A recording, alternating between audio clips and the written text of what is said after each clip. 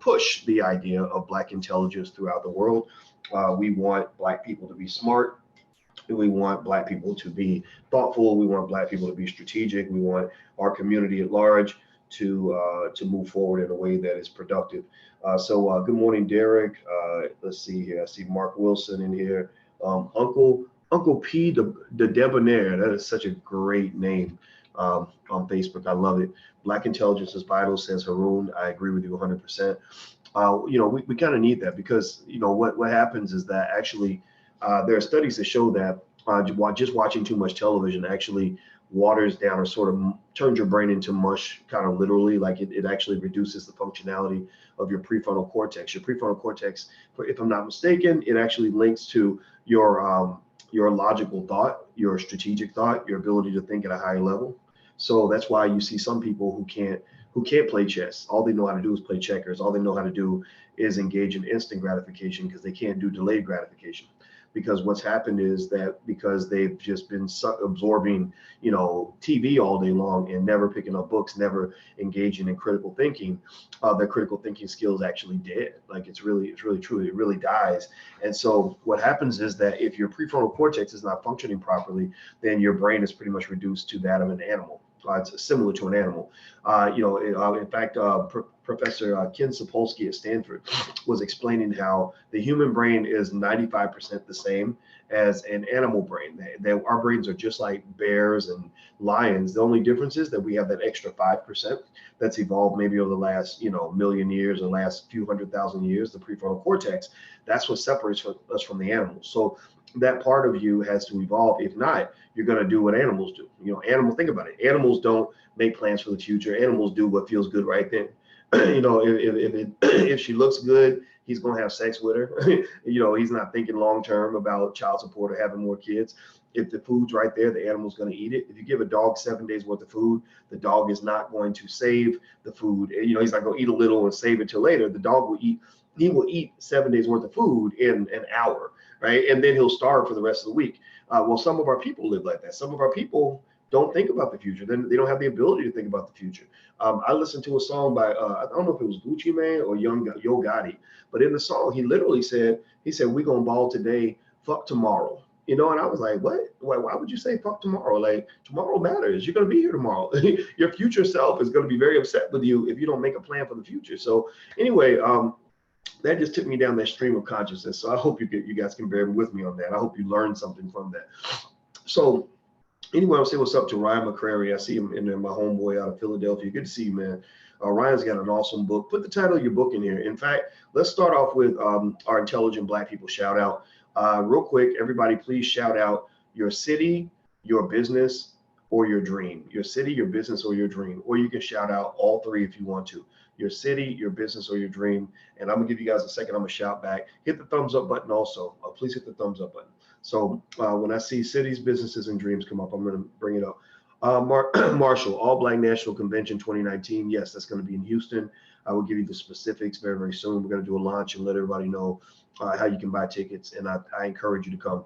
Anybody who's come to the All Black National Convention in the past, please testify publicly so other people will know how great it was, how amazing it is. And then this year, we're going to have limited seats. We're going to have a smaller venue deliberately because last time we got a gigantic venue and we had a large number of people there, but it was so big that we were like, let's get something smaller and let's just sell the sucker out. So we won't have enough tickets for everybody.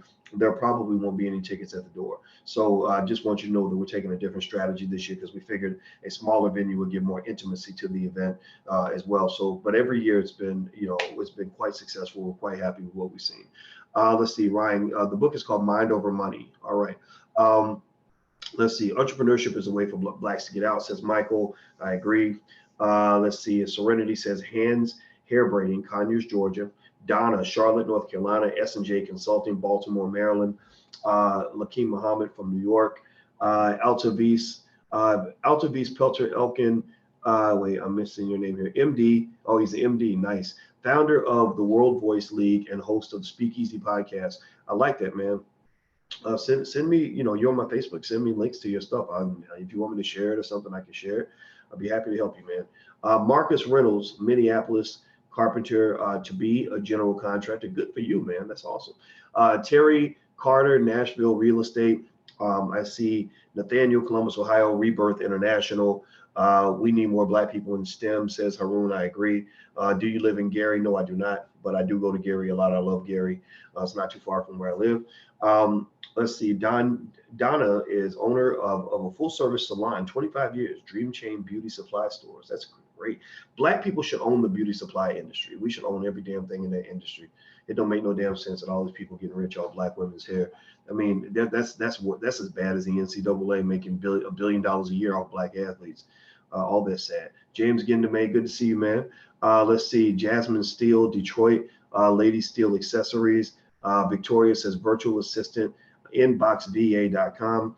Latifa, Irvington, New Jersey for real estate development, nonprofit transitional home for pregnant girls. Let's see. Herb says stop rapping about killing people. I agree. I don't think rapping about killing anybody is a good thing. Dr. B, Brandon says, Dr. B, CNN put out an article, the Georgetown students vote for reparations due to the students school selling slaves that catapulted the school's existence. Take a look. Interesting. I did see that, and I think that's a good step. I mean, it's a good step in the right direction. Acknowledgement is the first step toward true repair. I think that the challenge with reparations is that reparations may not be what it's supposed to be. It's going to be some tiny amount of money that they're hoping that we'll accept, and that's going to be the kind of the first offer. And so I think we got to understand what the right number looks like and what the right program looks like, which means bringing in people like the Claude Andersons and a few others to really sit down and figure out what that looks like. Or the brother that wrote The Dead, I think it's Robinson. His last name was Robinson. Okay, so hit the thumbs up button. Take 1 second. Please stop right now what you're doing. Hit the thumbs up button. We want to do that to push the video out far and wide. If you're on Facebook, please share this to your Facebook page. Also, if you want to get text alerts when I go live, text the word voice, BOYCE, to 31996. Text voice to 31996, and we'll send out text alerts. All right, so let's jump in here. Serenity, thank you. You've changed my mindset and my life. Awesome. I love that. Well, that's what I do. I'm a teacher. I'm a professor. So, that's my goal. My goal is to help you see things in a different way, not to make you agree with me, not to get you to follow me, not to get you to do anything other than do what's best for you. That's what I want you to do. And so if my information, so I'm not a leader, really. I don't see myself as a leader. I see myself as more of an advisor. An advisor is somebody who says, let me use my expertise to help you out and give you a perspective, and then you make the final decision. You're the president of your own life. You are the Black leader in your life, and I stick to that. So anyway, in fact, I want to make that point clear, because yesterday on drboystv.com, I did a video about Talib Kweli and ADOS and his whole issue with the whole ADOS movement and the leadership in the ADOS movement. And I just gave an objective opinion. I know people are going to have a response. It's controversial. It was kind of crazy territory, but I felt compelled to talk about that because those of us who are descendants of slaves all have a stake in what's going on with the ADOS movement. And I think that infighting is not good for the cause. And I believe more in the cause than I believe in a hashtag or some sort of organized structural thing. It's more about the cause of reparations that needs to remain front and center, not any particular leader, not any particular agenda, other than reparations. Like that's my position on it, point blank, period. And my goal is not to be the leader of that movement, though. My goal is to support the leadership that exists in your own mind. The idea of, and in fact, that leads us to the next topic. So Nipsey Hussle had his funeral yesterday. Anybody watch that? I don't know if any of y'all saw what was going on with the Nipsey Hussle funeral. A lot of people watched it. It was all over the internet. It was all over national TV, and I think it's great. That he gets that respect that he deserves. And I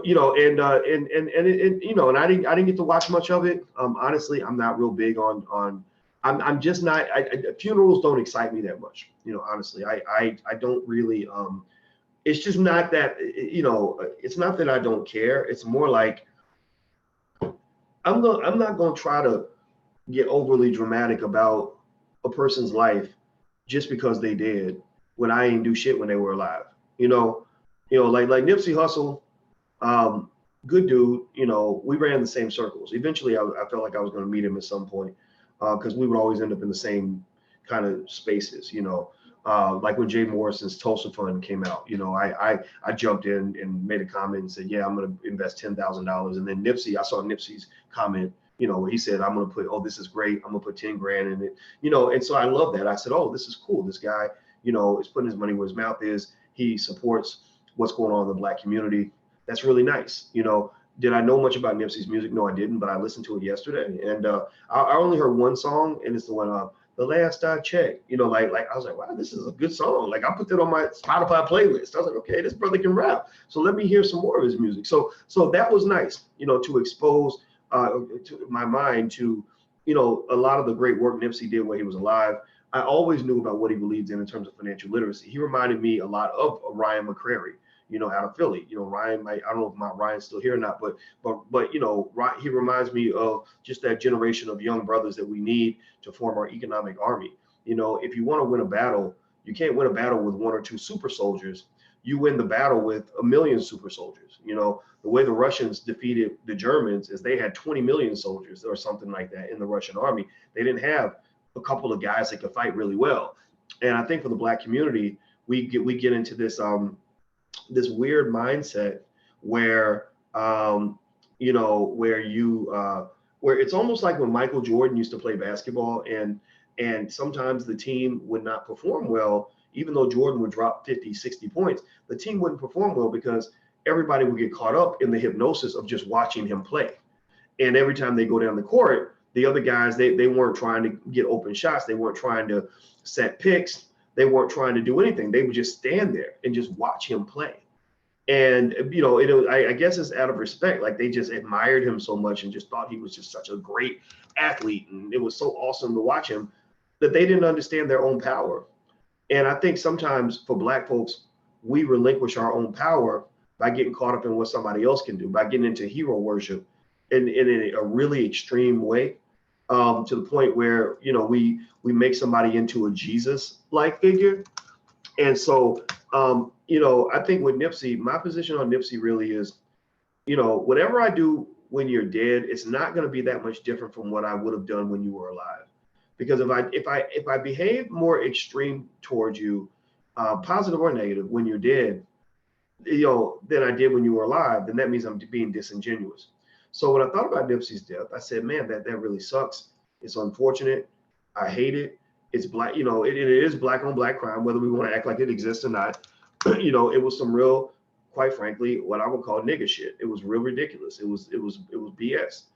Same hood, same two Black men, same damn colors, and he's the one that killed you. My God, this is insane. But it's what it is. It's the violence created in South Central Los Angeles from the CIA when they planted drugs and guns into the community 30 years ago, and now we're looking at the remnants of this, where you have a whole, a million or more people born and raised under, a war zone like atmosphere, right? So it is reflected in music, going all the way back to NWA, straight out of Compton, when they were educating the world on gang culture. Before NWA came out, a lot of people didn't even know anything about the Crips and the Bloods. They didn't know nothing about gang culture and Crip walking and none of that. And NWA and Ice Cube and Eazy-E and then Snoop Dogg and Dr. Dre, basically they were professors. They were hip hop professors, and they were educating the world on what was going on down in South Central. And and a lot of people were intrigued by it. They were like, wow, this is fascinating. Especially white people. White people, to them, it's not real. To them, it's just a fantasy. So they were intrigued by it, and they buy all the music in droves. Black people weren't always buying a lot of the music. We just co-signed on it. We gave it credibility.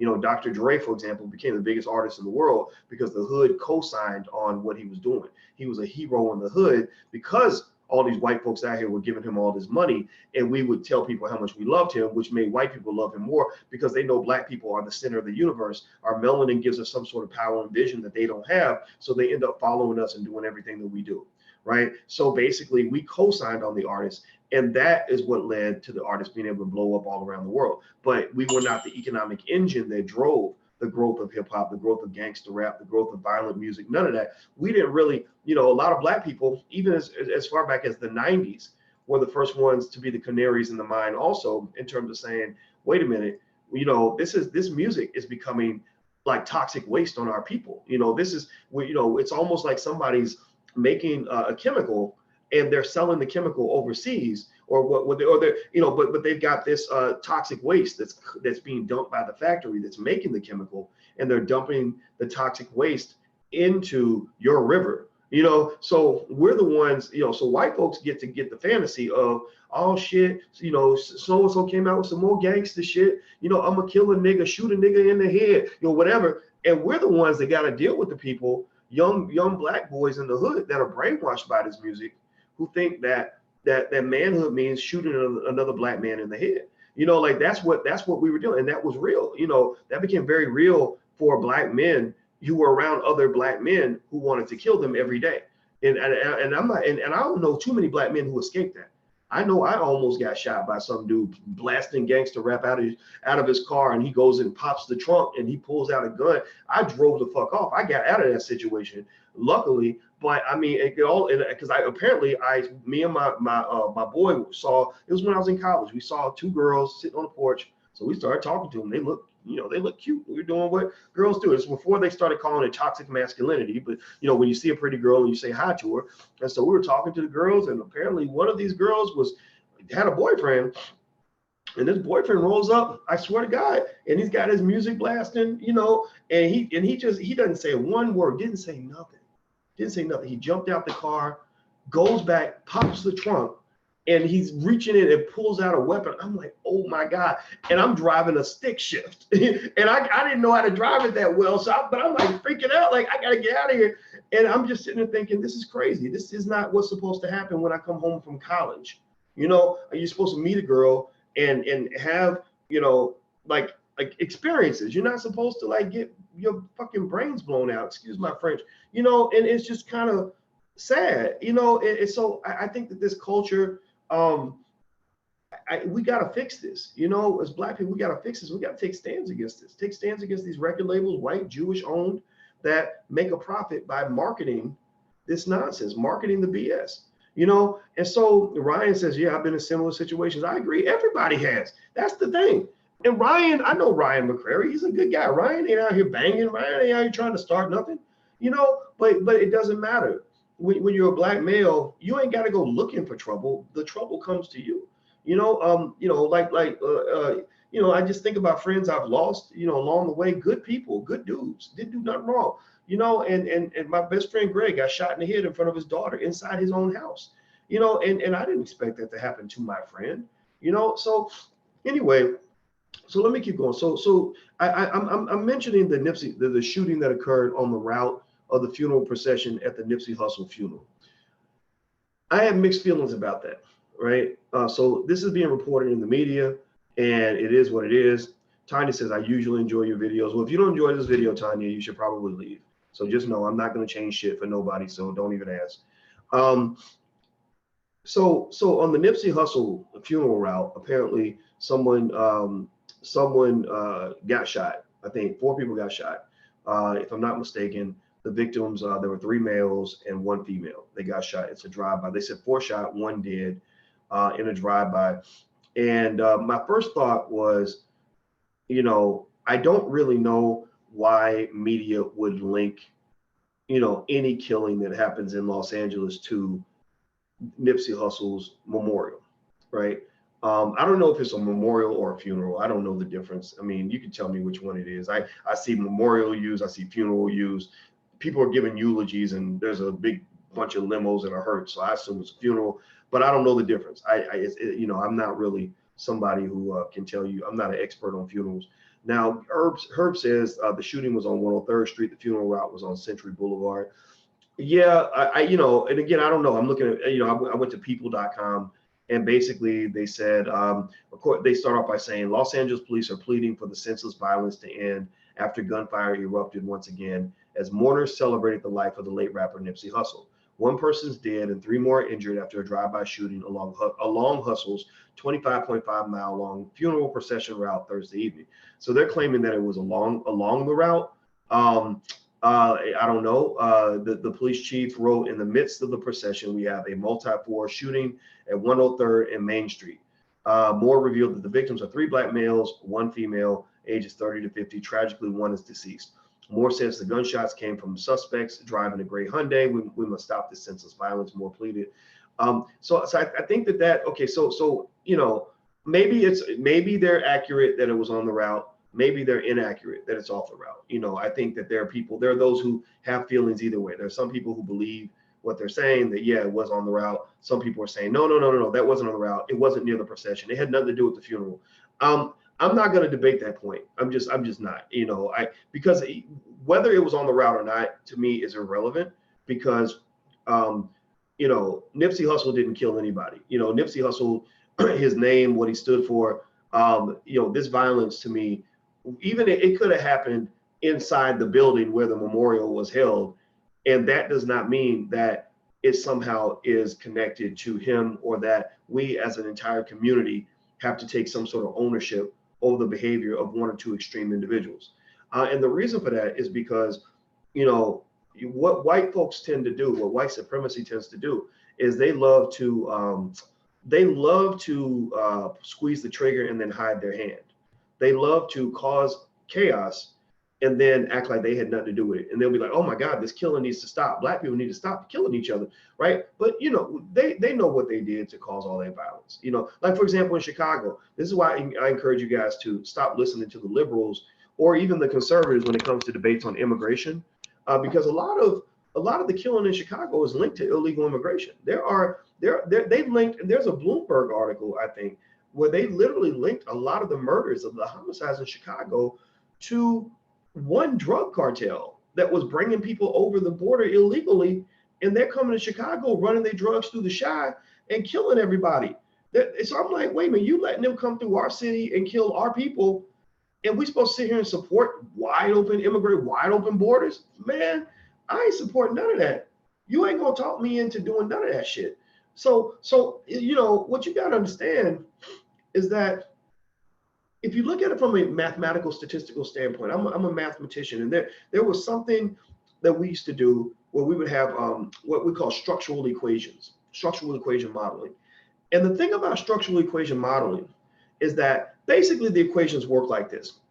You have something, you have a result, you have an outcome, and then you have variables that create that outcome, cause and effect, right? You have a lot of shootings in Chicago. And then you say, well, what's causing the shootings in Chicago? So you have different factors. It could be poverty, it could be education, it could be the availability of guns, it could be drugs, whatever, right? So what we do as mathematicians is we try to model the real world by taking a bunch of factors that we think are linked to the shootings in Chicago. Those are the variables. And then we say, how do we predict? Can we predict how many shootings are going to occur based on how these variables move, right? So here's the problem, though. So you put together the model, and you're trying to predict what's going to happen based on the variables that you believe are going to cause the shootings to occur. Well, sometimes if you don't understand the underlying theory, if you don't understand the real deal, the real game in terms of what's happening, the game underneath the game, then what'll happen is you'll put the wrong variables in the equation. Like you'll say, oh, well, Chicago shootings are linked to, they're linked to young Black males not having dads, right? Which we know is a factor, but it ain't the only factor. Or, so if you only model with things like that, things that are connected because you're thinking that the Black community is causing all this chaos, then what's going to happen is your model is going to be bad, because you have what is called a latent variable problem. They have a latent variable is a variable that is there, but you didn't include that variable in the equation because you didn't even know that it had an impact on the outcome. So for South Central Los Angeles, here's my point. They want you to create a very simple model where they say, the reason Black people are dying is because Black people are choosing to kill each other. So they're like, how do you get this violence to stop by changing these variables? Getting Black kids to, telling Black kids to stop the violence. Put more police on the street. Maybe telling people to go to school, get a good education or whatever. And you're doing all these things, right? You're doing all the preaching, all the teaching. Farrakhan's out there. You got all these people that are trying their best to end the violence. But the problem is you have a hidden hand in the process. You have a latent variable problem. You have a variable that is affecting the outcome that isn't being included in the equation. And the variable, I argue to you, is white supremacy. That white folks have a big hand in all of that. White folks in their policies have a big hand in all the killing that happens in South Central. I'll tell you, when I was 18, 19 years old, I used to love NWA, and I had a best friend who happened to be white, and he loved NWA too. So he was playing "Fuck the Police," right? And the song, was blasting in his house. And his father came in and heard the music. And I said, "Oh man, your dad heard the music. What did he say?" And his dad said, "Wow, those poor people, they are so oppressed." And in my mind at 18, I didn't even really understand the concept of oppression. I didn't understand that. This is a white guy who said this. And I was like, what? So because I'm thinking like if you got people getting killed in LA with your Uzis and AKs and all that, it's because people in that city are choosing to do it. You just got people that want to kill each other, right? And it leads you to believe, it leads you to silly conclusions like, what's wrong with these black people? What's wrong with us? Why don't we stop doing this? We need to quit, right? And that's what they do. They want you to do that because they don't want you to link it to the underlying oppression that created that environment in the first place. So while black folks certainly are the ones who are reacting to the environment that was created, you must look at the latent variable, which is who created the environment in the first place. Because I'm gonna tell you about Chicago. Chicago's got a lot of killing too. I don't know if there's more killing in Chicago or South Central. I don't even want to get into that contest. That's not even a fun contest to even have because there ain't no winner in a contest like that. But Chicago's got a whole lot of killing. Like it's like the killing fields up in this bitch. And the thing about Chicago that's really interesting to me is that it's social engineering. Thank you, Ryan. Excellent term.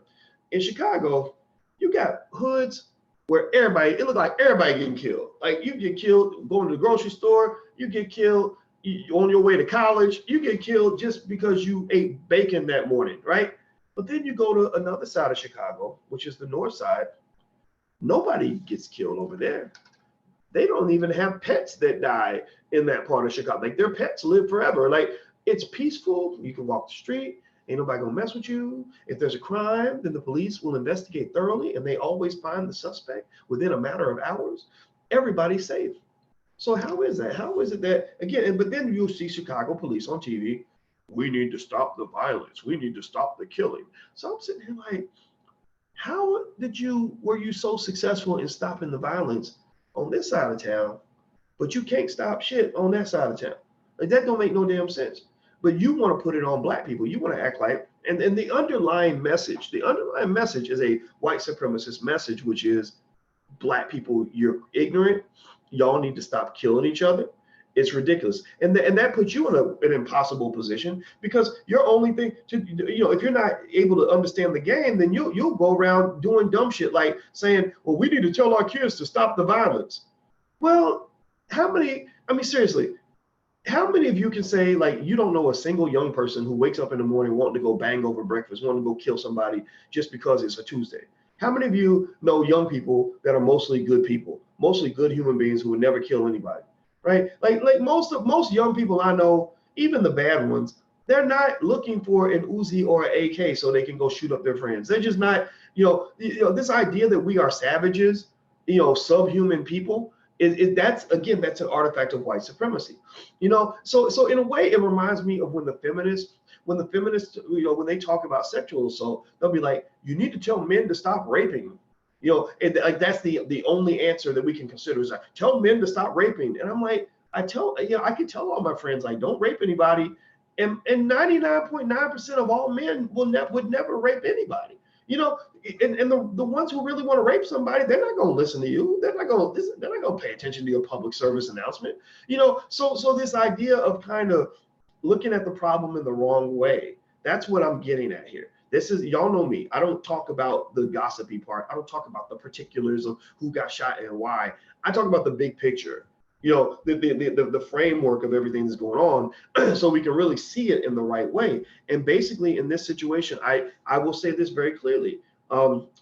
Whether the shootings happened on the route or not on the route is irrelevant. That is a variable that shouldn't even be in the equation. That shouldn't even matter to you. So don't run out here like, no, it happened 3 blocks over. It ain't got nothing to do with it. No, it doesn't matter. It doesn't matter. Either way, somebody died. It was tragic. 3 people got shot. It could have happened off the route, on the route, inside the building.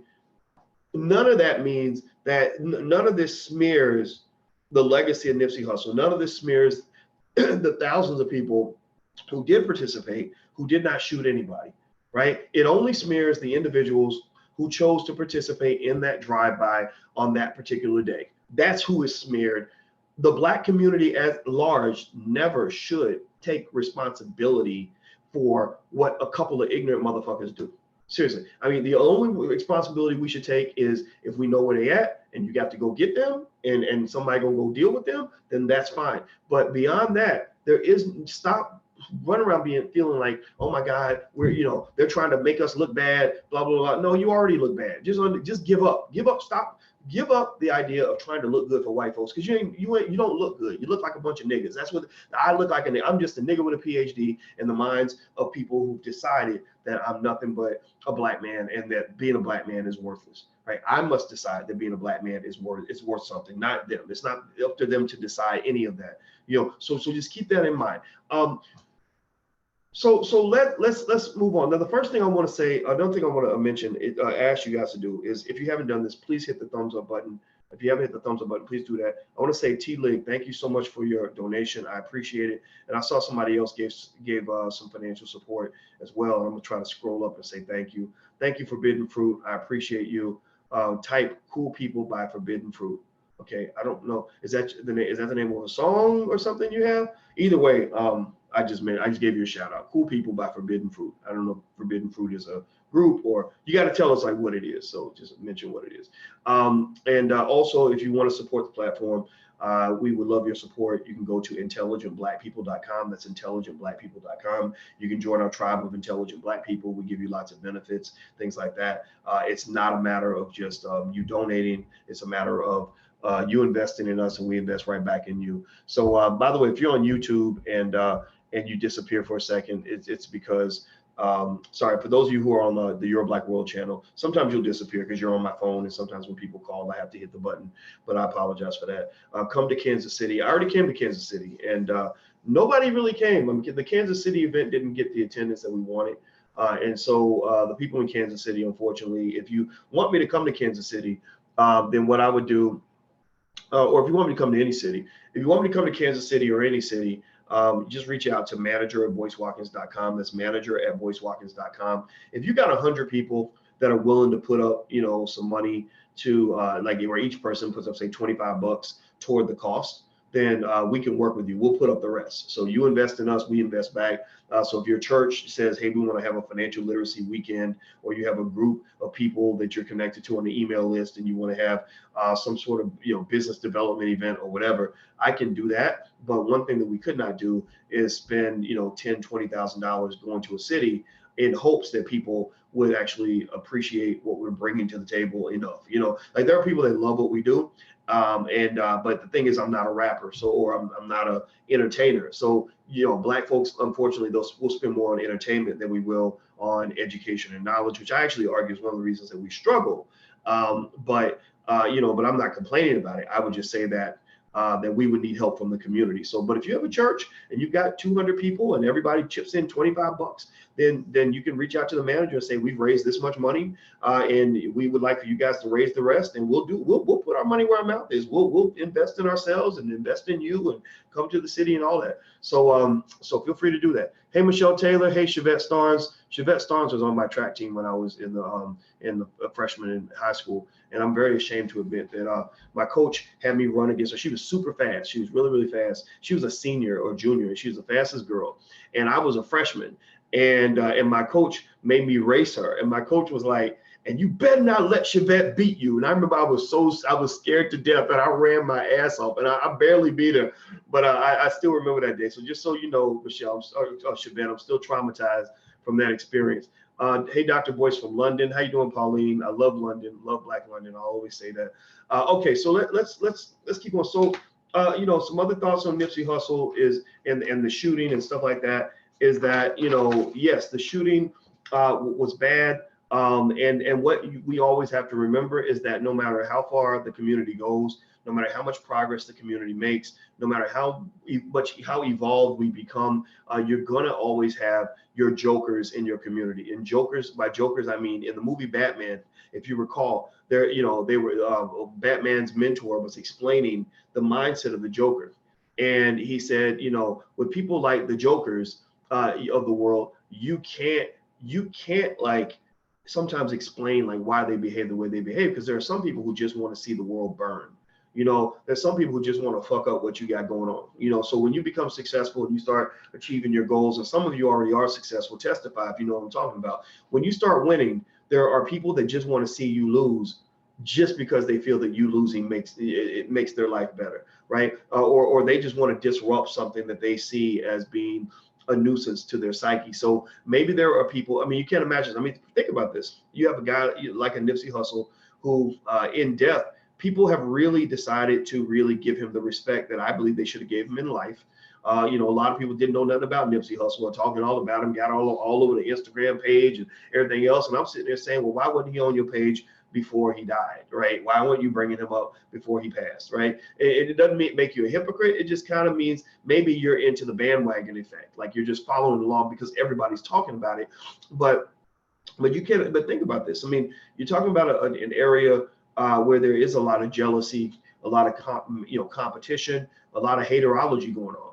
So if you got all that haterology happening, all that crabs in a barrel, thank you, Pablo, you know, popping off, then why wouldn't you expect somebody to decide, hey, you know, this guy's driving down, you know, think about this. He's got these Hertz. These Hertzes were like the nicest cars ever. They were like Cadillacs and limos and Bentleys and what, I don't know, something. I mean, it looked like the freaking, it reminded me of like the royal wedding or something, or like a funeral of a British king or something.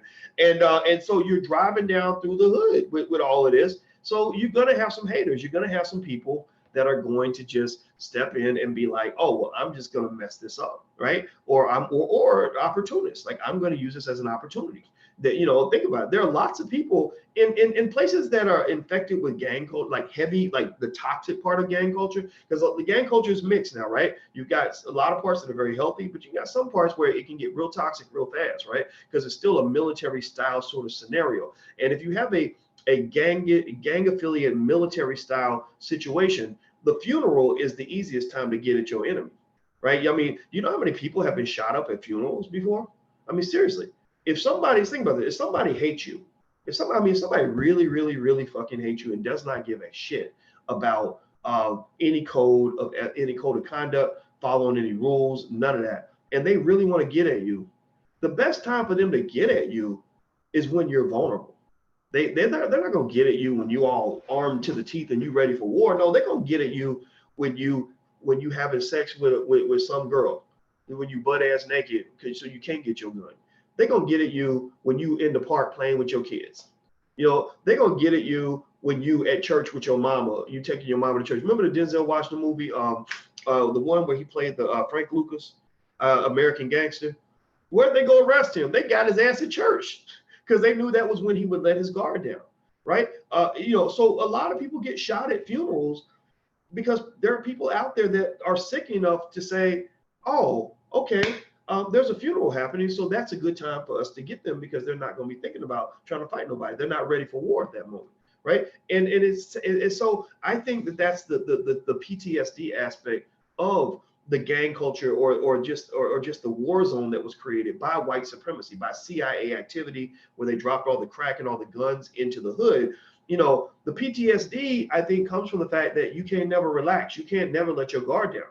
Like the survivors are the ones who are always on red alert. You know, that's why when guys will come home back in the day, they come back from Vietnam, or guys that came, or women as well, that came back from the Persian Gulf, they can't sleep because they're always feeling like, if I let my guard down, somebody might come get me. You know, so I think that that's the part that makes me so sad about what's happened to some of our communities. Not something that we did. This was something that other people did. You know, it makes me sad that people can't relax. You know, you can't. You know, I mean, and because you got almost like, it's almost like terrorism. You know, terrorists, really bad terrorists do things like that. Like they'll plant a dirty bomb, the bomb goes off, and then all the first responders come in to help people who are bomb victims. Well, they say, well, this is great. Now we got all the police and all the first responders in the same area. So we got a second bomb that will go off when people show up to try to help the people who got hit by the first bomb. And that will completely demoralize the enemy, which will achieve the goal that the terrorist has in mind. So I think that for Black folks, I think that you have to understand that you're in situations where you got several wars. two of which are, one, you got the war with white supremacy, which I think is the most important war that there is. But then you do have that war within the war. You've got the war in our communities between forward-thinking people and people that, for whatever reason, are trapped in a mindset that is ultimately destructive. And so the thing about winning a war is that a big part of winning a war really comes down to your resolve, how committed you are to sticking with your final objective. How determined can you remain despite the fact that they just shot up your mama at a funeral, or whatever, or despite the fact that everybody in love has been killed, or every time you build a little something, somebody comes and tries to tear it down, and so I think, like I think about when we talk about building a Black Wall Street, I hear a lot of people say, well, why should we build a Black Wall Street? Because as soon as we build it, white people are going to tear it down anyway. And I'm like, yeah, they are going to tear it down. They're going to do everything they can to tear it down, because that's what people do in war. They give zero fucks about how about your feelings and your emotions, and how it makes you sad that they said bad things about you. So you got to toughen up. There's no war. If you look at any time any group of people in the world has ever truly fought for freedom, or fought for liberation, or fought to really overhaul a community, like take a toxic environment and make it better, it has always been tragically painful to do that. There's always been, people getting killed for no reason, little children dying in the streets, people getting demoralized because, they did something great and then somebody just came along and destroyed it. War is not pretty, so the biggest enemy in a war is actually conflict itself. So the best thing that South Central is doing, the thing that we should be proudest of, is that there are millions of people there right now who are using the energy of a Nipsey Hussle, his legacy, as an opportunity to say, let's be committed to peace. Let's be as committed to fighting for peace as we were to fighting each other. And so I love that a lot. And I think that you're going to see the community benefit tremendously from Nipsey's sacrifice. I'm a little bit weird. I'm not saying that I think it's good that Nipsey got killed. It's never good when a person gets killed, but it's not always bad either. The worst thing, I'm not afraid to die. Dying is not a big deal. Who gives a shit? Everybody's going to die. I'm not afraid of dying. I just don't want to die for nothing. If I could give my life right now in exchange for getting 10 million people to change how they raise their children, or to make different decisions in their lives, or commit themselves to a higher purpose, then why wouldn't I sacrifice my life for that? So I love the fact that Nipsey represented something special to so many people. I just wish people would also look at their heroes and acknowledge them when they're living. I think people, Jay Carson, I don't know what you're talking about, Jay. So you're about to get kicked out, Jay. So why don't you go? All right. So the thing about it is that, that's why Black people don't win in battles, honestly, is that we don't have a warrior spirit as a community. We have a spirit of self-preservation, where self-preservation means that I'm okay with being a slave as long as I get to keep living, right? So you can have me on my knees and have me, tickling a white man's balls for the next 60 years, but at least I lived. At least I got to keep living. I would like to add, I think you should ask yourself a harder question. Everybody got pumped up with the Colin Kaepernick ad when he said, you got to ask if your goals are crazy enough. Well, I'm going to ask you another question that I think you should ask yourself. What are you willing to die for? What are you willing to die for? We know what you're willing to spend your money on. Like, we know what we know what people like to buy and things like that. That's fine. But what are you willing to die for? What cause would make you say right now, I'm willing to sacrifice it all? Can somebody tell me what you'd be willing to die for? If you can't tell me what you're willing to die for, then you have not yet lived. If you can't tell me what you're willing to die for, then you're not living life. You're just surviving. You're just biding your time and making it along until one day you have to die, and then you'll get your rewards in heaven, right? So I just encourage you to keep that in mind, because tomorrow's not promised to anybody, and so I think with Nipsey, one thing that I focused on a lot are his financial principles. He talked a lot about real estate ownership in the Black community, and I think that's remarkable. I love that. And I think it's something that we should embrace. Also, one of the things is, that I encourage you to consider is giving your flowers to people while they are here. Like, take people that in your life and And don't be so hard. Like, we are very hard on people that are alive, and then we give them sort of this purity and sanctity in death, where they can't be touched. Like, but if they had lived, if they had kept living, we'd be talking mad shit about them. Like Martin Luther King and Malcolm X, they get elevated to the mountaintop. Nobody can touch them. They're just wonderful people. They're perfect in every way. If you say something bad about them, then fuck you, you're a bad person, right? But I guarantee you this. If they had kept on living, if Malcolm and Martin had lived to be 90 years old, most of y'all, half of y'all, would be talking crazy shit about them. Y'all be like, oh, these old weak leaders, they're a thing of the past, and they're this and they're that, and he got caught with some girl with his side chick, and he's just a liar, and he's just a bootleg preacher, and blah blah blah blah. And the Nation of Islam, these people are. I mean, that's what we do. We tend to just really talk negative about people that are here, that are in the struggle, and then when they die, suddenly they become angels, and we think they're wonderful and perfect, or we give them the attention that we never gave them in life. A lot of people weren't really talking heavy about Nipsey Hussle like that when he was here. Seriously. I mean, here this black man had this, his music was out there. Now his iTunes listens and SoundCloud and all that, and Spotify have shot through the roof, because everybody's like, oh my God, he's dead. We're going to go listen to him now that he's dead. Well, maybe you should have listened when he was alive. And I'm talking about myself too, because I didn't know much about his music when he was here.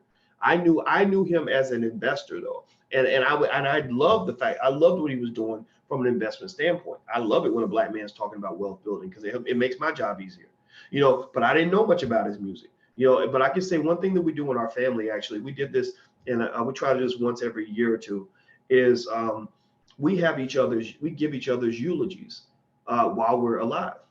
So, and instead of calling it a funeral, we call it a funeral, with two ends instead of one. And at the funeral, we have fun, basically giving eulogies to each other. So my sister, I will literally force myself to think of all the things I love about my sister and all the great things I would say about her at her funeral. I'm not going to wait until she's dead to let her know how much I appreciate her. But we do that every damn day.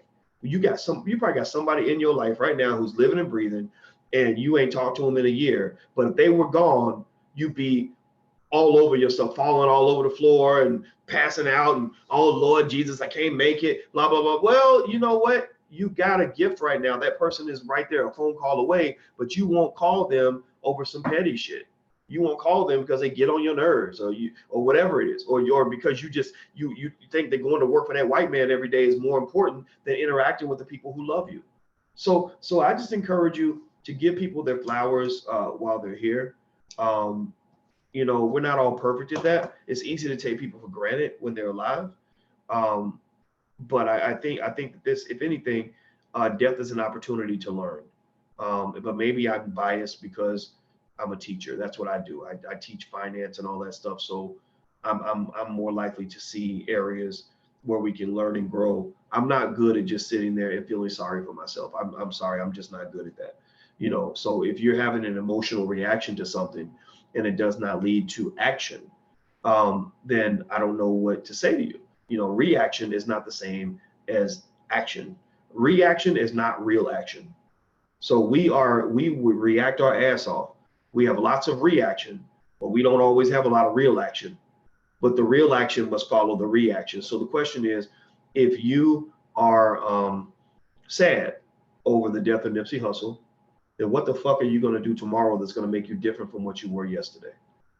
Seriously, what are you going to do with all that energy, that sadness that you have? Let's see. Thank you very much for your gift, Levante. I appreciate that. What will they say at your funeral, Dr. Watkins? I don't know what they're going to say at my funeral. I have no idea. I thought about it, because death is a possibility. I did a lot of work on my life insurance policies. I do a lot of death planning, to the point where I had people on my staff that were worried. They thought I was terminally ill because I was so obsessed with instructions on what I want to happen if I die. And the thing was, and I had to explain to them, I said, no, I'm not dying. I've never been more alive. I've actually had a glimpse in immortality, because I realized that the way you become immortal is you think about your legacy.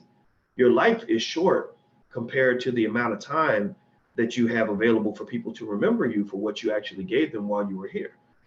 So I want my great grandkids to benefit from the things that I do, the things that I say.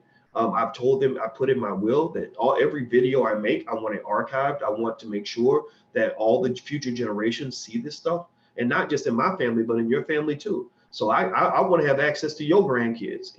I want people's triple great grandkids to be able to say, I benefited from this guy's contribution, and I put that in my will. I've laid out a framework to make that happen, and so it's really and I think what I was going through at the time was, it was sort of like I just accepted my own mortality. You just got to accept the fact that you're going to die at some point. And when you do that, when you're not scared to die anymore, you really get a chance to live, because you ain't scared no more. You ain't worried like, oh my God, well, if I do this, then I'm going to get fired or blackballed, or someone might come and kill me. If you living like that, then you'll never do anything significant, because you always living scared. You can't live scared, man. Seriously. BLLC, thank you for your gift. Thanks for the info, Boyce. Her website, B's website is www.theexpired.com. So it looks like THEXPIRED. So everybody, please support her website, theexpired.com. It's right there in blue. Thank you very much for the support, B. I appreciate that. All right, so that's it. That's what I would say to you. Go find somebody that you ain't talked to in a while. Maybe somebody you talk to on a regular basis, but you just never tell them how you really feel. Call your mama, call your daddy, call your cousin, call your sibling, call tell to roll over and talk to your wife or your husband, and just like really let go of the bullshit and the petty things that might stop you from being affectionate toward that person, and just say, I just want you to know how much I appreciate you, and I really love you, and I'm really happy that you're in my life. And if you really go far, you can try to do that every day. Try to do that on a regular basis. But a lot of times that's what happens. We take people for granted while they're here, and then we react after they're gone. And I just don't think that's good for you. It doesn't feel good to do that. So anyway, I'm done. I'm out of here. Have a good day, everybody. And I hope that what I talked about did not depress anybody. I know we were talking a little bit about death and stuff like that. I think that death is an opportunity for additional life. I think funerals are a time to celebrate. And so let's celebrate life, your life, and celebrate Nipsey's life and everything else, so that we can actually be better people as a result. Let's see. One thing I took, says Cornelius, is that Nipsey was an avid reader. Yeah. Well, Nipsey was just on a different level psychologically. I mean, just in so many ways, he was a remarkable person in that regard, and he deserves a lot of props for that. So there's no question about that at all. So anyway, I'm out of here, guys. It's good to see everybody, Pablo and Ryan. And everybody else, and M. Powell and Miss Vicky and Vicky Dillard. I saw Vicky Dillard in here. Don't forget that today, for the 12th of April, for 24 hours only, we're doing a 70% off discount on Black Money 101, which is our introductory program in the Black Business School. It's an introduction to wealth building, or an introduction to the power of money.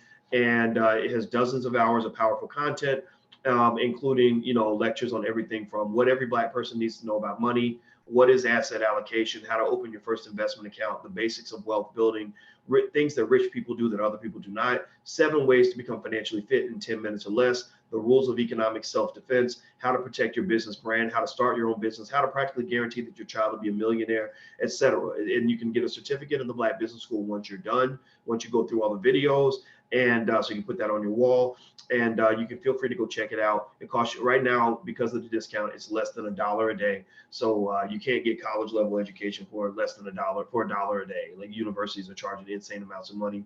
But I was basically able to take what I learned, or what I taught at Syracuse, and apply it in a way that's applicable to Black people, and people can get access worldwide. So if you want to take a look, feel free to go to blackmoney101.com. That's blackmoney101.com.